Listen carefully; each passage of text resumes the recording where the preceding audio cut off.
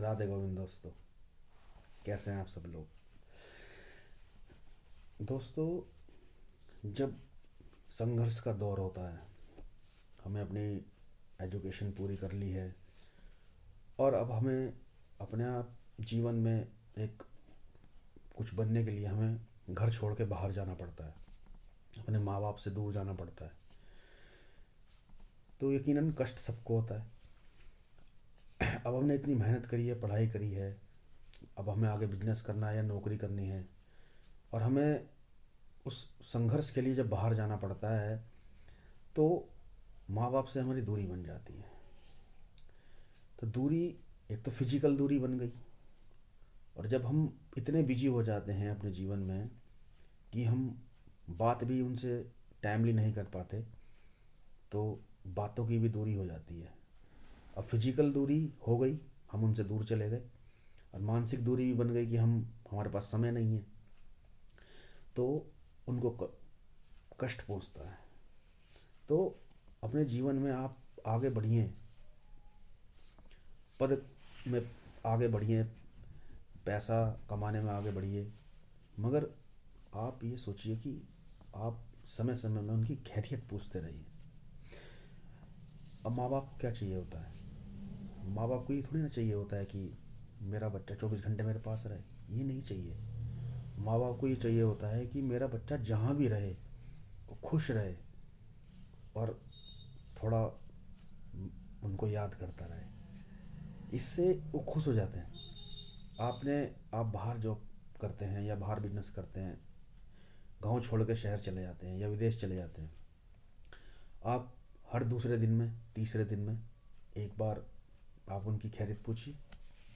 कैसी है माँ, बाबा कैसे हैं? देखिए, इतना दिल भर के आशीर्वाद आएगा ना आपके पास, पूजा करने की जरूरत नहीं पड़ेगी आपको। आप विश्वास मानिए कि हम अपने जीवन में इतने व्यस्त हो जाते हैं कि हम उनके लिए समय ही नहीं निकाल पाते, उनकी खैरियत नहीं पूछ पाते। पास में बैठना तो बहुत दूर की बात है। वो बहुत किस्मत वाले होते हैं जो लोग, जिनके अर्निंग करने के साथ साथ उनके माँ बाप भी उनके पास रहते हैं। अधिकतर लोग बाहर ही जाते हैं, हर माँ बाप साथ नहीं जा पाते। तो आप ना उनका ध्यान कैसे रखोगे? आप उनका ध्यान ध्यान कम से कम बातचीत से तो रख सकते हो।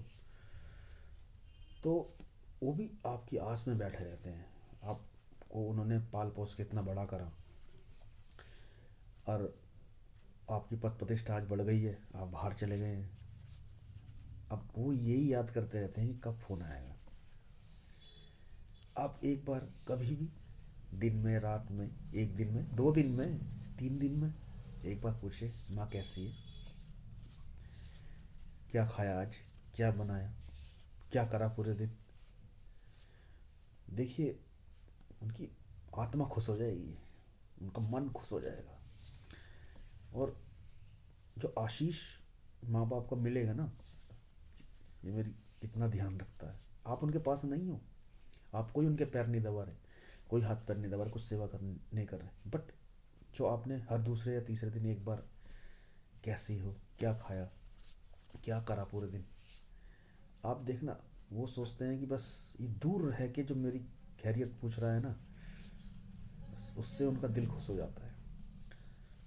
तो माँ बाप को ना कम से कम इतना तो हक है कि उनका बच्चा उन्हें हर दूसरे दिन फ़ोन करके पूछे।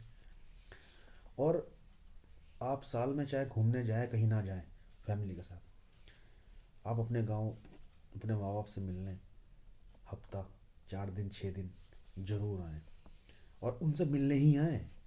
ये नहीं कि आए और फिर कहीं और चले गए, एक हफ्ता आपने निकाल दिया कहीं और। नहीं, अगर आप जीवन में कितने भी व्यस्त हैं, कितने भी बड़े बने हैं, उनके आशीर्वाद से ही बने हैं।